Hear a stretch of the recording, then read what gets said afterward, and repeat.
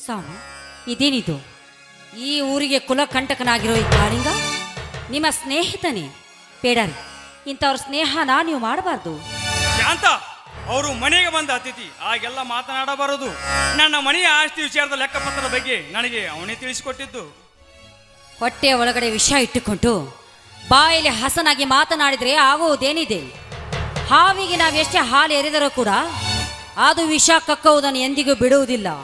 ಶಾಂತ, ನಾನು ತುಂಬಾ ಬುದ್ಧಿವಂತನಿದ್ದೇನೆ. ಅವನು ನನ್ನ ಆತ್ಮೀಯ ಗೆಳೆಯ. ನಾನು ಹೇಳಿದಷ್ಟು ಮಾತ್ರ ನೀನು ಕೇಳಬೇಕು. ಹೋಗು, ಕಾಫಿ ತೆಗೆದುಕೊಂಡು ಬಾ. ಆಯ್ತು ರೀ. ಕಾಳಿಂಗ, ಕಾಳಿಂಗ, ಯಾಕೆ ಮೌನವಾಗಿ ಬಿಟ್ರಲ್ಲ? ಮನಸ್ಸಿಗೆ ಬೇಜಾರಾಯ್ತಾ? ಬೇಜಾರೇನಿಲ್ಲ, ತುಂಬಾ ಖುಷಿ ಆಯ್ತು. ಖುಷಿ ಆಯ್ತಾ? ಅದು ಹೇಗೆ? ಎಂತ ದಿಟ್ಟ ಮಹಿಳೆ ಇದ್ದಾಳೆ ನಿಮ್ಮ ಹೆಂಡತಿ ಅಂತ.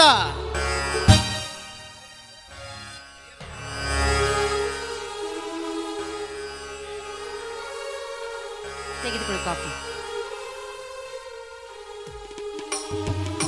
ಶಾಂತ, ಮನೆ ಕಡೆ ಹುಷಾರು. ನಾವು ತಾಲೂಕ್ ಪಂಚಾಯತ್ ಕೆಲಸ ಇದೆ, ಹೋಗಿ ಬರ್ತೇವೆ. ಹಾ ಕಾಳಿಂಗ, ಬನ್ನಿ ಹೋಗೋಣ.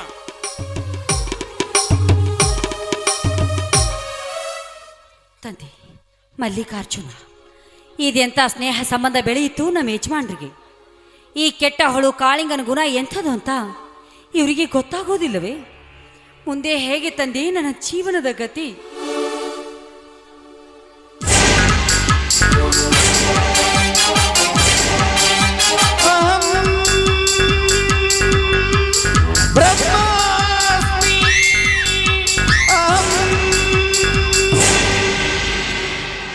ಶಾಂತ, ನೀನೆಷ್ಟೇ ದುಃಖಿಸಿ ಕಂಬನಿ ಮಿಡಿದರು ಬ್ರಹ್ಮ ಬರಹ ಬದಲಾಗುವುದಿಲ್ಲ ಕಣಿ. ಈ ನಿನ್ನ ಕಣ್ಣೀರು ಒರೆಸಿಕೊಂಡು ಕಣ್ತುಂಬಿ ನೋಡಮ್ಮೆ ನನ್ನನ್ನು. ನಿನಗೆ ಬಂದ ದುಃಖ ಬದಲಾದರೂ ಆಗ್ಬೋದು. ಏ ನೀಚ, ನೀನ್ ಯಾಕೆ ಇಲ್ಲಿ? ಶಾಂತ ಎಂಬ ಅಪರೂಪದ ಕರ್ಪೂರದ ಗೊಂಬೆ ಎಲ್ಲಿರುತ್ತದೆಯೋ ಅಲ್ಲಿ ನಾನಿದ್ರೇನೆ ಅದಕ್ಕೆ ಚಂದ. ಎಲ್ಲ ಭಂಡ, ನನ್ನ ಗಂಡನಿಗೆ ಸುಳ್ಳು ಕಾಗದ ಪತ್ರದ ನೆಪ ಹೇಳಿ ಅವರ ಬುದ್ಧಿಯನ್ನು ಕೆಡಿಸಿ ನಂಬಿದರಿಗೆ ದ್ರೋಹ ಮಾಡೋ ನೀನೊಬ್ಬ ಮಿತ್ರ ದ್ರೋಹಿ. ನೀನು ಮಿತ್ರ ದ್ರೋಹಿ? ಶತ್ರುವಿನ ಪಂಜರದಿಂದ ಪಾರು ಮಾಡಿದ ನಾನು ಮಿತ್ರ ದ್ರೋಹಿ? ನೀನು ಯಾರು ಇಲ್ಲದ ಸಮಯ ಸಾಧಿಸಿ ಅನ್ನ ಹಾಕಿದ ಮನೆಗೆ ಕನ್ನ ಹಾಕಿ ನನ್ನ ರೂಪಕ್ಕೆ ಕಣ್ಣು ಹಾಕುವ ನೀನೊಬ್ಬ ಕಳ್ಳ ಕಾಕರ. ನೀನು ಕಳ್ಳ ಕಾಕರ? ಸತ್ಯವನ್ನೇ ನುಡಿದೆ ಶಾಂತ.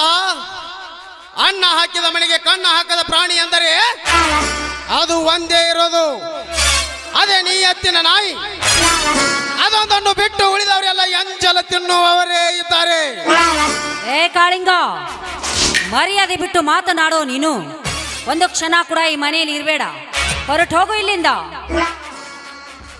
ಹೊರಟು ಹೋಗಲು ಬಂದಿಲ್ಲ ಶಾಂತ.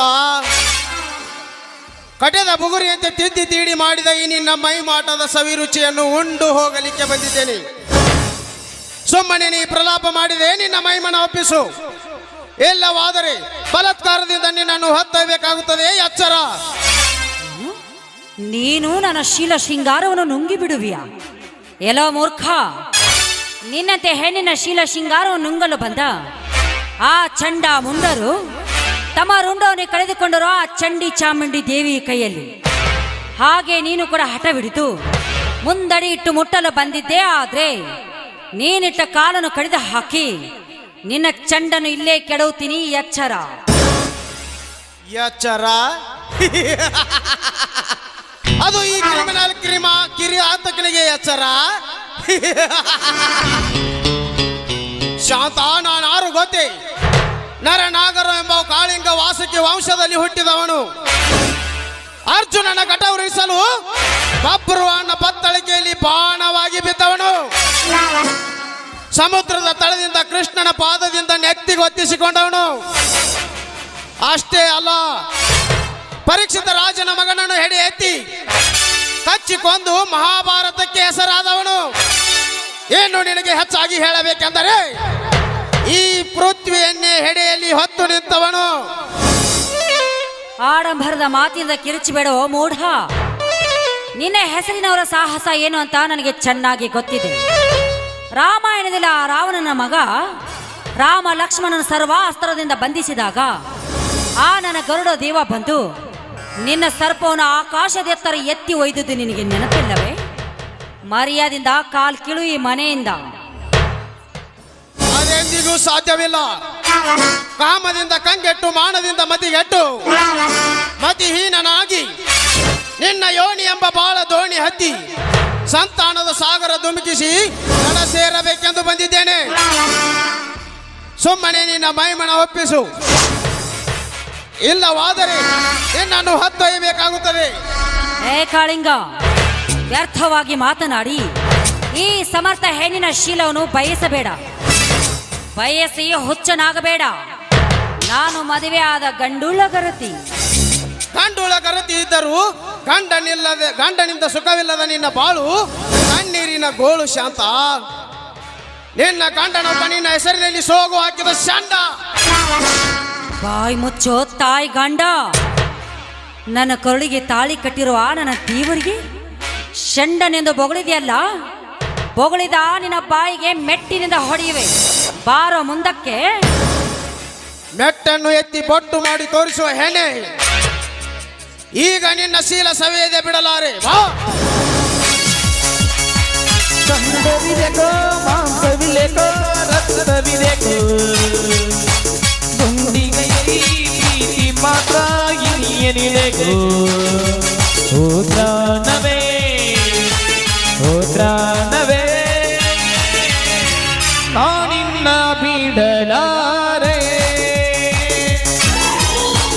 ನಾನಿನ್ನ ಬಿಡಲಾರೆ.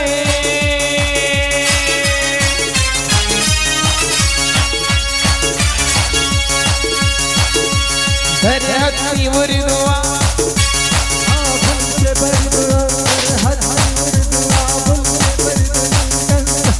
ಬಿಡಲಿ ಏನಾಗದೆ ಹೃದಯ ತಗೆದು.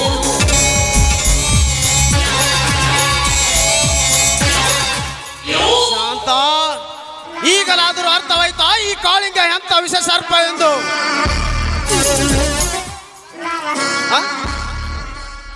ಇದೇ ಈ ಕಾಳಿಂಗನ ಸ್ಪೆಷಾಲಿಟಿ.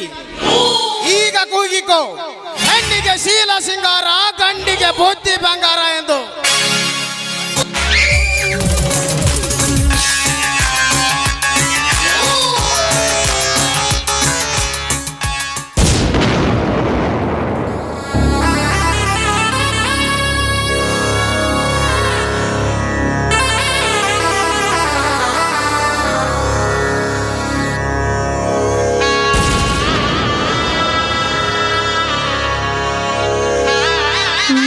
ನೀಡಿದ ಈ ಚದುರಂಗದಾಟ ನಿನಗಾಯಿತೆ ಹರಿಯದ ಶಾಪ. ಯಾರೋ ಮಾಡಿದ ಪಾಪ ನಿನಗಾಯಿತೆ ಕಡು ಶಾಪ.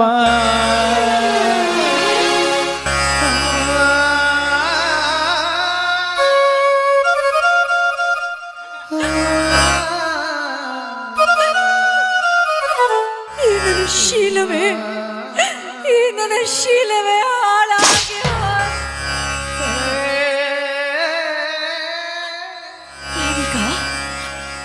ನಾನೀಗ ಯಾರು ಮುಟ್ಟದ ಮಡಿಕೆ, ಯಾರು ಮುಟ್ಟದ ಒಡೆದು ಚೂರಾಗಿ ಹೋದ ಮಡಿಕೆ.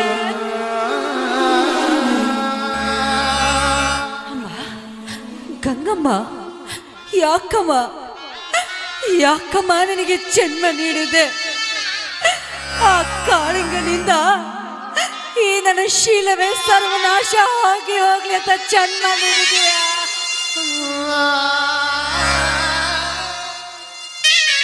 10 ವರ್ಷದಿಂದ ನನ್ನ ಗಂಡನಿಂದ ಏನು ಸುಖ ಕಾಣದಿದ್ರು ಕೂಡ ಈ ನನ್ನ ಶೀಲವನ್ನು ಕಾಪಾಡಿಕೊಂಡು ಬಂದಿದ್ದೆ. ಆದ್ರೆ ಇವತ್ತು ಆ ಕಾಳಿಂಗ ನನ್ನ ಶೀಲವನ್ನೇ ಹಾಳು ಮಾಡಿ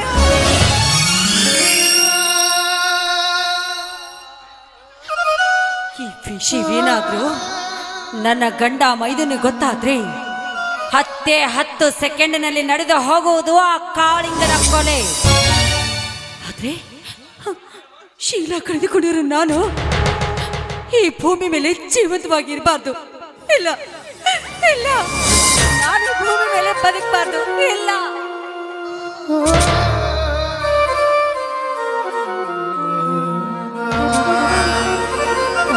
ಅತ್ತಿಗೆ ಅತ್ತಿಗೆ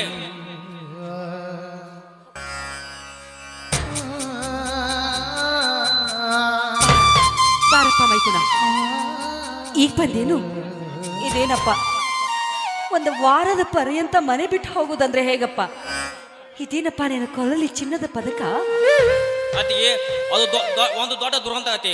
ಮೊನ್ನೆ JCB ದುರಂತದಲ್ಲಿ ಆ ಗೌಡನನ್ನು ಹೊಡೆದೋಡಿಸಿ ಕಾರಣಕ್ಕೆ ಪೊಲೀಸರು ನನ್ನನ್ನು ಕರೆದುಕೊಂಡು ಹೋಗಿ ಸನ್ಮಾನ ಮಾಡಿದರಮ್ಮ. ಆಯ್ತು, ಈ ನಿನ್ನ ಶೌರ್ಯವನ್ನು ಎಷ್ಟು ಹೊಗಳಿ ಕೊಂಡಾಡಿದ್ರೂ ಕಡಿಮೆನೆ. ನಿನ್ನ ಶೌರ್ಯಕ್ಕೆ ನಿಜವಾದ ಸತ್ಯ ಗೊತ್ತಾದ್ರೆ 1000 ಜನ ಶೂರಾದಿ ಶೂರರು ಬಂದರೂ ಕೂಡ ನೀನು ಕಲ್ಲಿ ಎಸಿದ್ದೀಯ. ಆದ್ರೆ ಅತ್ತಿಗೆ ಅಪ್ಪಸರದ ಮಾತೇಕೆ ಅತ್ತಿಗೆ? ಯಾಕಮ್ಮ ಈ ನನ್ನ ಕಣ್ಣಲ್ಲಿ ಕಣ್ಣೀರು? ಯಾರಿಂದಾದ್ರೂ ಏನಾದ್ರು ತೊಂದರೆ ಆಗಿದೆಯಾ ಹೇಳಮ್ಮ. ಅಂತವ್ರ ದರನೇ ಎಳೆದು ತಂದು ನಿನ್ನ ಪವಿತ್ರ ಪಾದದ ಮೇಲೆ ಹಾಕ್ತೀನಿ ತಾಯಿ. ಹಾಗೇನಿಲ್ಲಪ್ಪ, ಯಾಕೋ ನನ್ನ ಹೆತ್ತವರ ನೆನಪಾಯ್ತು ಅಷ್ಟೇ. ನನ್ನ ತಂದೆಗೆ ನಿನ್ನಂತ ಶೂರರು ಅಂದ್ರೆ ತುಂಬಾನೇ ಇಷ್ಟ. ಅದಕ್ಕೋಸ್ಕರ ಅವರ ನೆನಪಾಗಿ ಕಣ್ಣೀರಿಟ್ಟೆ ಅಷ್ಟೇ ಅಪ್ಪ. ಅತ್ತಿಗೆ ನಿಮ್ಮ ಉಡಿಯಲ್ಲಿ ಹಾಕ.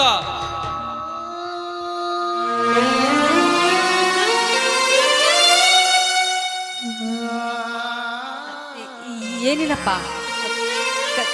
ಕಟ್ಟಿಗೆ ತರಬೇಕು ಅಂತ ಹೋಗ್ತಾ ಇದ್ದೆ ಅಷ್ಟೇ. ಅತ್ತಿಗೆ ಸುಳ್ಳು ಹೇಳ್ಬೇಡ. ದಿನಾಲು ಹೊಲಕ್ಕೆ ಹೋಗಿ ಕಟ್ಟಿಗೆ ತರೋನು ನಾನು. ನೀ ಯಾಕೆ ಹೋಗುತ್ತೀಯಾ? ನೀನು ಒಳಗಂಡಿ ಅಮ್ಮ, ನೀನು ಒಳಗಂಡಿ. ಅತ್ತಿಗೆ ಏನಿದು ನಿನ್ನ ಕೈಯಲ್ಲಿ ರಕ್ತ? ಒಡೆದ ಬಳೆಗಳ ಚೂರು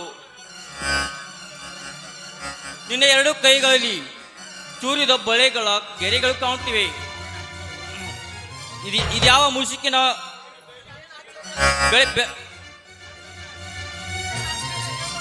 ಅತ್ತಿಗೆ ಇದೇನ ಆಚಾರ್ಯ ಅಂತ ಏನು ಆಯ್ತಂತ ಹೇಳು ಅತ್ತಿಗೆ, ಹೇಳು. ಏನೂ ಇಲ್ಲಪ್ಪ, ಅಂಥದ್ದು ಏನೂ ಆಗಿಲ್ಲ. ನೀನು ಯಾಕೆ ಇಷ್ಟೊಂದು ಗಾಬರಿ ಆಗ್ತಿದ್ಯಾ? ಏನೂ ಆಗಿಲ್ಲಪ್ಪ.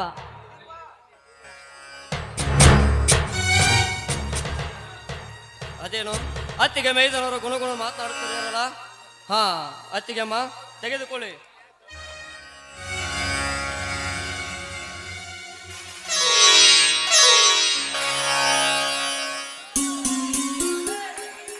ಅಮ್ಮ ನಾನು ಇಂದು PS ಆಗಿದ್ದೇನಮ್ಮ. ನಿನಗೆ ತುಂಬಾ ಸಂತೋಷ ಅಲ್ಲಮ್ಮ? ಸಂತೋಷವಾಯ್ತಪ್ಪ, ತುಂಬಾನೇ ಸಂತೋಷವಾಯ್ತು. ನೀನು ಸಾಹೇಬನು ಹೌದು, ಸುಬೇದಾರನೂ ಹೌದು. ಒಟ್ಟಿನಲ್ಲಿ ಇದೆಲ್ಲ ನಮ್ಮ ಭಾಗ್ಯವೇ ಸರಿ.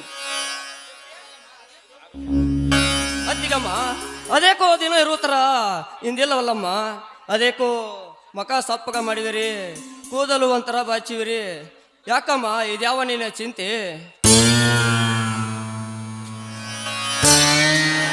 ಹೌದು ಅತ್ತಿಗೆ, ನಾನು ಬಂದಾಗಿಂದ ನೋಡ್ತಾ ಇದ್ದೀನಿ.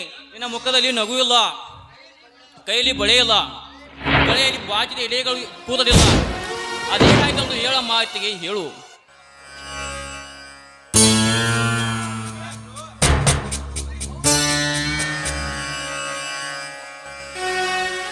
ಹೌದು ಅತ್ತಿಗೆ, ಹೌದು.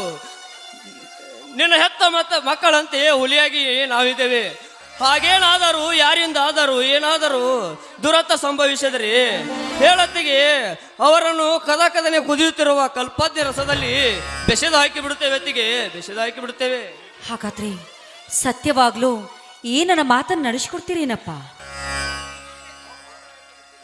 ಅನುಮಾನ ಬೇಕೆ ಅತ್ತಿಗೆ? ಸತ್ಯವಾಗಲು ನಡೆಸಿಕೊಡುತ್ತೇನೆ. ಅದು ಏನಂತ ಹೇಳು ಅತ್ತಿಗೆ. ಬೀಸುವ ಗಾಳಿ ಮೇಲೆ ಆನೆ. ಅತ್ತಿಗೆ ಉದಯಿಸುವ ಸೂರ್ಯನ ಮೇಲೆ ಆಣೆ ಮಾಡಿ ಹೇಳುತ್ತೇನೆ. ಬೇಗ ಹೇಳತ್ತಿಗೆ, ಯಾಕೆ ಈ ನಿನ್ನ ಮೌನ? ಒಂದರಲ್ಲಿ ಒಂದನ್ನು ಹೇಳುವೆ, ಅದಕ್ಕೆ ಕಾಲಕ್ಕೆ ತಕ್ಕಂತೆ ನೀವು ಉತ್ತರ ಕೊಡಬೇಕು. ಏನೂ ಇಲ್ಲಪ್ಪ, ಬೆಕ್ಕು ನೆಲುವಿಗೆ ಹಾರಿ ಹಾಲು ಕುಡಿಯಲು ಹೋಗಿತ್ತು. ಅದನ್ನ ಉಶ್ ಅಂತ ಹೊಡೆಯಲು ಹೋಗಿ ಕೆಳಗಡೆ ಜಾರಿ ಬಿದ್ದೆ. ಅದಕ್ಕೆ ಬಳೆಗಳು ಒಡೆದು ಗೆರೆಗಳು ಹಾಕಿವೆ ಅಷ್ಟೇ. ಅತ್ತಿಗೆ ಎಂತ ನಕಲಿ ಅಮ್ಮ ನೀನು. ಆ ಉತ್ತರ ಇನ್ನೊಮ್ಮೆ ಅಂತಿ, ಆ ಉತ್ತರ ಇನ್ನೊಮ್ಮೆ ಅಂತಿ. ಏನಮ್ಮ ಇನ್ನ ಹುಡುಗಾಟ. ಇರ್ಲಿ ನಡಿಯಮ್ಮ, ಹೊಟ್ಟೆ ತುಂಬಾ ಹಸಿದಿದೆ, ಊಟ ಕೊಡ್ ನೋಡಿ. ಆಯ್ತು ನಡೀರಪ್ಪ.